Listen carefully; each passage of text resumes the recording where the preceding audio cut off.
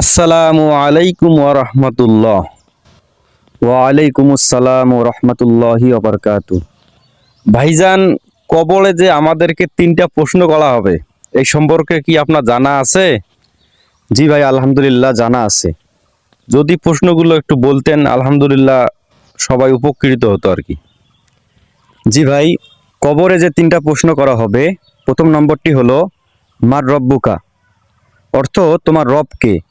দ্বিতীয় নম্বর প্রশ্নটি হলো ওমা দিনুকা, অর্থ তোমার দিন কি ছিল। তৃতীয় নম্বর যে প্রশ্নটি করা হবে সেটি হলো ওমান নাবিউকা, অর্থ তোমার নবী কে ছিল।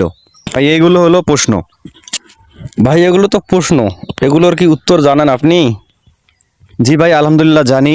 সেটি হলো প্রথম নম্বর প্রশ্নের উত্তর হলো রব্বি আল্লাহ, অর্থ আমার রব হচ্ছে আল্লাহ। দ্বিতীয় নম্বর প্রশ্নের উত্তর হলো আমার দিন হচ্ছে ইসলাম।